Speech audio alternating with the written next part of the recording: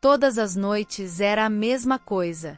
Lágrimas molharam meu travesseiro enquanto meu marido dormia de costas para mim. Eu me perguntava, por que comigo também? Por anos, eu achava que era azar, ou que os homens é que não prestavam. Mas quando comecei a jejuar, descobri algo que me arrepiou. Havia uma maldição antiga agindo nas mulheres da minha família. E o mais assustador é que ela só foi quebrada quando eu entendi o que estava por trás disso. Ninguém falava sobre isso abertamente, mas estava lá, nos olhares vazios da minha mãe quando pensava que ninguém estava vendo, nos suspiros da minha avó quando olhava velhas fotografias, nas conversas sussurradas entre minhas tias que paravam quando eu entrava na sala. O padrão era assustador. Casamentos que começavam com promessas de amor eterno e terminavam em traição, solidão ou, pior ainda, em resignação silenciosa. Como se a infelicidade fosse o único destino possível para as mulheres do meu sangue. Eu lembro do dia em que percebi isso. Foi no aniversário de 30 anos do casamento dos meus pais. Todos sorrindo nas fotos, mas eu sabia a verdade. Meu pai dormia no quarto de hóspedes há 15 anos. Minha mãe havia desistido de esperar por carinho. E naquela festa, olhando ao redor, vi o mesmo vazio nos olhos de todas as mulheres da minha família. Não vai acontecer comigo, eu prometi a mim mesma. Escolhi cuidadosamente meu marido. Fizemos aconselhamento antes do casamento. Oramos juntos. Tudo parecia perfeito no início. Mas então, aos poucos, como uma névoa que entra por baixo da porta, a frieza começou a se instalar entre nós. Primeiro foram as pequenas discussões. Depois o silêncio nas refeições. A distância física. Os segredos. E finalmente, a descoberta que partiu meu coração. Mensagens dele para outra mulher. A história estava se repetindo, exatamente como eu havia temido por toda a minha vida. Eu cresci vendo minha mãe chorar, minha avó separada, minhas tias traídas, e jurei que comigo seria diferente. Mas quando meu casamento começou a desmoronar, percebi que a história estava se repetindo. Foi então que busquei a Deus em jejum, e Ele começou a me mostrar coisas que o olho humano não vê. Tudo começou numa tarde de outono. Sentada na cozinha com as contas espalhadas na mesa, percebi que não tinha forças para continuar tentando sozinha. Meu marido havia saído depois de mais uma briga, e aquela casa, que deveria ser nosso refúgio, parecia uma prisão de solidão. Tomei uma decisão radical: jejuar por 7 dias. Não por comida apenas, mas um jejum completo de distração. Desliguei a televisão, silenciei o telefone e me afastei de qualquer coisa que pudesse me impedir de ouvir a voz de Deus. Nos primeiros dias, só havia silêncio e lágrimas. Eu gritava por respostas, mas o céu parecia mudo. Foi no 4º dia que algo mudou. Enquanto folheava um álbum antigo de família, notei algo estranho. Não havia sorrisos verdadeiros nos rostos das mulheres. Geração após geração, os mesmos olhos vazios me encaravam. Naquela noite, tive um sonho vívido. Vi uma linha de mulheres, começando com minha bisavó, depois minha avó, minha mãe, eu e, o mais assustador, minha futura filha, todas carregando o mesmo peso invisível. Acordei em lágrimas, sabendo que precisava quebrar aquele ciclo. Você já sentiu que está lutando contra algo invisível na sua família? Escreve nos comentários se já percebeu padrões se repetindo na sua casa. No 5º dia de jejum, encontrei um velho diário da minha avó, escondido entre livros empoeirados no sótão. Nele, ela descrevia um conflito antigo, uma traição que gerou um voto de vingança, palavras amargas pronunciadas contra todas as mulheres dessa linhagem. Um arrepio percorreu minha espinha. No 6º dia, senti algo que nunca havia experimentado antes. Uma clareza espiritual que permitia enxergar além do visível. Era como se um véu tivesse sido removido, e eu pudesse ver as cordas espirituais que manipulavam situações e emoções na minha família por gerações. Existe algo que muitos chamam de hereditariedade emocional. Mas no mundo espiritual, isso tem outro nome: maldição familiar. Essas forças passam de geração em geração, destruindo lares, matando sonhos e impedindo a felicidade no casamento. É um ciclo de dor que só se rompe com o poder do jejum e da oração verdadeira. Durante aquela semana, comecei a entender que não estávamos apenas repetindo comportamentos aprendidos. Era mais profundo. Era como se um veneno espiritual corresse nas veias das mulheres da minha família, contaminando qualquer esperança de um casamento feliz. Em meu 7º dia de jejum, enquanto li a Bíblia, o versículo de Êxodo 20:05 saltou da página. Eu sou o Senhor, teu Deus, Deus zeloso, que visito a maldade dos pais nos filhos até a 3ª e 4ª geração daqueles que me aborrecem. Nunca havia entendido completamente esse versículo até aquele momento. Não era Deus punindo inocentes pelos pecados dos antepassados. Era o reconhecimento de que nossas escolhas espirituais criam portas que podem permanecer abertas por gerações. No caso da minha família, descobri através de conversas dolorosas com minha mãe e tias que houve um momento específico quando tudo começou a desmoronar. Minha bisavó, após ser abandonada pelo marido, havia feito um pacto em desespero, prometendo sua lealdade a quem pudesse vingar sua dor se ele fosse punido. Ele morreu misteriosamente poucos meses depois. O que ela não percebeu foi que havia aberto uma porta para forças espirituais que não tinham intenção de parar por ali. A partir daquele momento, cada relacionamento feminino em nossa família parecia amaldiçoado. Começava com promessas, mas terminava em traição e lágrimas. Esta realidade me aterrorizou e, ao mesmo tempo, me trouxe esperança. Se o problema era espiritual, a solução também seria. Não precisávamos de mais terapia de casal ou livros de autoajuda. Precisávamos de libertação espiritual. Precisávamos fechar aquela porta que havia permanecido aberta por gerações. O inimigo trabalha em silêncio. Ele planta sementes de rejeição, ciúmes e adultério dentro das famílias. E enquanto as pessoas brigam, ele celebra, porque sabe que um lar dividido é uma fortaleza enfraquecida. Durante o jejum, o Espírito Santo me revelou nomes, datas e até objetos que estavam servindo como ponto de maldição dentro da minha casa. O mais surpreendente foi descobrir como tudo funcionava tão sutilmente. Nunca é óbvio. Começa com pequenas irritações, depois evoluem para ressentimentos, e finalmente se transformam em muralhas invisíveis entre marido e esposa. Em minha família, o padrão era claro. Primeiro vinha a desconfiança. As mulheres da minha linhagem sempre desconfiavam de seus maridos, mesmo quando não havia motivo. Era como se esperássemos ser traídas. E, curiosamente, essa expectativa acabava se cumprindo.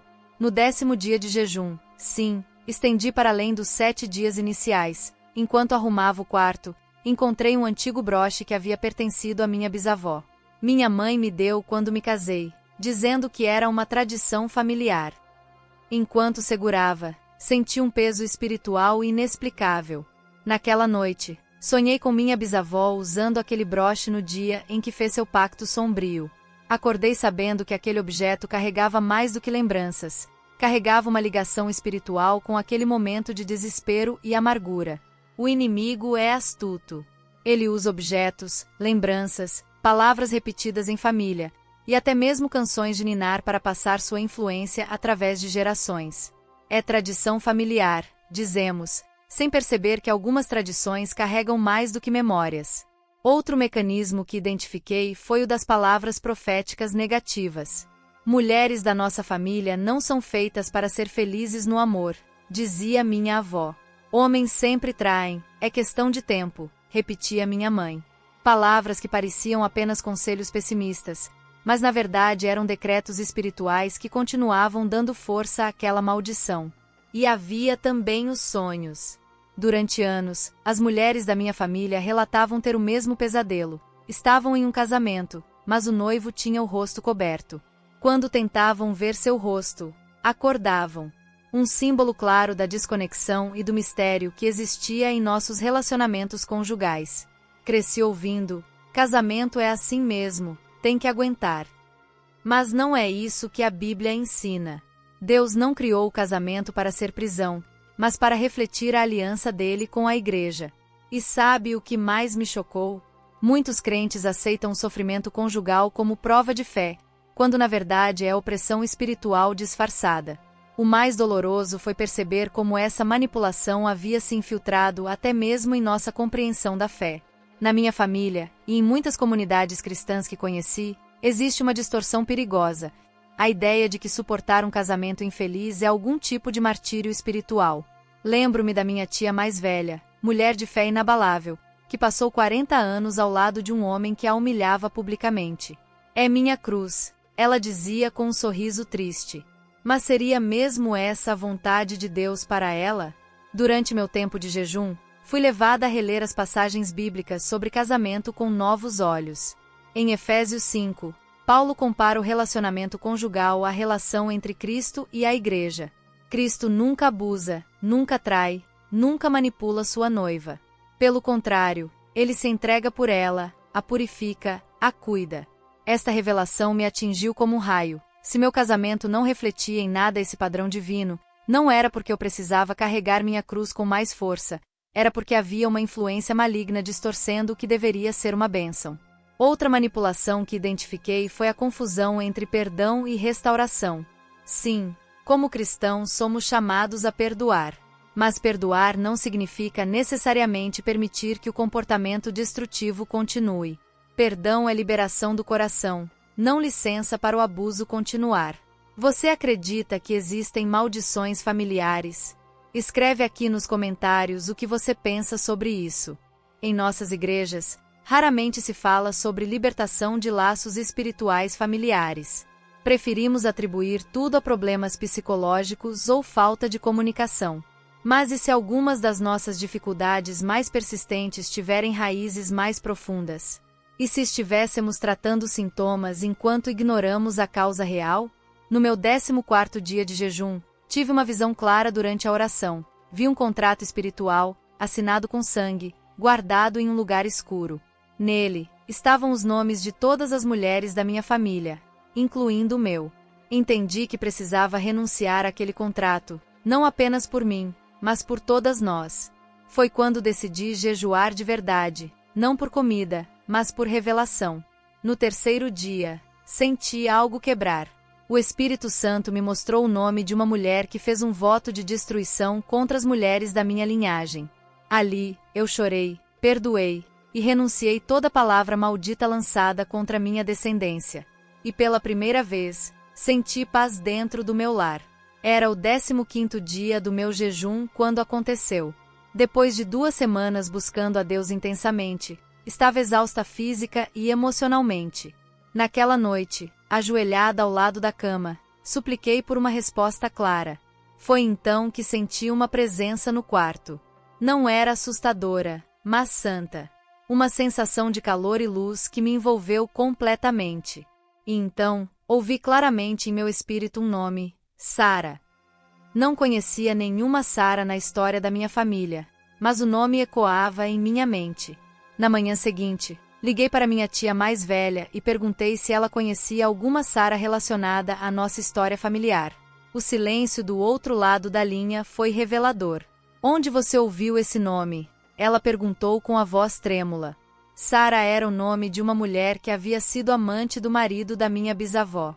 Quando descobriu a traição, minha bisavó, em um momento de desespero e raiva, amaldiçoou Sara e toda sua descendência. Mas o que ela não sabia é que, ao pronunciar aquelas palavras de ódio, estava abrindo uma porta para que a mesma maldição afetasse sua própria linhagem. Naquele momento, entendi o que precisava fazer. Era a hora de quebrar o ciclo, não através de mais amargura, mas através do perdão verdadeiro. Comecei a orar por Sara e seus descendentes, abençoando-os onde minha bisavó havia amaldiçoado. Depois, em um ato simbólico mas poderoso, peguei aquele broche antigo e o enterrei no jardim, renunciando a qualquer influência que ele pudesse ter sobre minha vida. A mudança não foi imediata, mas foi inegável. Nos dias seguintes, comecei a notar pequenas diferenças no comportamento do meu marido. Ele chegava mais cedo em casa. Perguntava como tinha sido meu dia. Certa noite, sem qualquer motivo aparente, ele me trouxe flores, algo que não fazia há anos. Uma semana depois da minha renúncia, ele sentou-se comigo na varanda e, com lágrimas nos olhos, confessou sua infidelidade emocional e pediu perdão. Foi uma conversa dolorosa, mas necessária, e pela primeira vez em anos, completamente honesta. Permaneça até o final deste vídeo, pois tenho uma oração especial para quem está enfrentando batalhas semelhantes no casamento ou na família. Esta oração tem transformado vidas, e acredito que pode ser o ponto de virada para você também. Você precisa entender, há pactos espirituais que só são rompidos quando alguém se levanta com autoridade. Você pode ser essa pessoa na sua família. A palavra diz em Isaías 58 que o verdadeiro jejum quebra as correntes da injustiça e despedaça todo o jugo. É tempo de se levantar e lutar pelo seu sangue, pelo seu lar. Muitas pessoas não entendem a seriedade disso. Vivemos em uma geração que trata o mundo espiritual como folclore ou superstição. Mas aqueles que têm olhos para ver sabem que as batalhas mais importantes não são travadas no plano físico. Quando comecei a compartilhar minha experiência com algumas amigas da igreja, percebi reações diversas. Algumas rolavam os olhos, considerando tudo emocional demais. Outras se afastaram, desconfortáveis com o assunto. Mas algumas olharam para mim com um reconhecimento profundo nos olhos. Elas sabiam. Estavam vivendo o mesmo ciclo. O perigo real não é apenas o sofrimento que essas maldições causam no presente. É o fato de que, se não forem quebradas, continuarão afetando gerações futuras. Seus filhos, netos, bisnetos, todos carregarão o mesmo fardo a menos que alguém se levante e diga: basta. Isso para aqui. Durante meu processo de libertação, aprendi que existem sinais claros de maldições familiares. Padrões repetitivos de doenças, vícios, divórcios, abusos, fracassos financeiros, mortes prematuras ou suicídios. Se você reconhece 2 ou mais desses padrões em sua família através das gerações, precisa prestar atenção. O jejum foi minha arma principal nessa batalha. Não é apenas abstinência de comida, é separação intencional para buscar a face de Deus. Quando jejuamos, declaramos guerra ao reino das trevas. Mostramos que estamos dispostos a sacrificar conforto físico por libertação espiritual. Outra chave fundamental foi a renúncia. Tive que identificar especificamente cada pacto, voto, maldição ou dedicação feita por meus antepassados e renunciar a eles, nome por nome. Não era suficiente dizer renuncio a tudo de ruim. Precisei ser específica, assim como o inimigo foi específico ao atacar minha linhagem.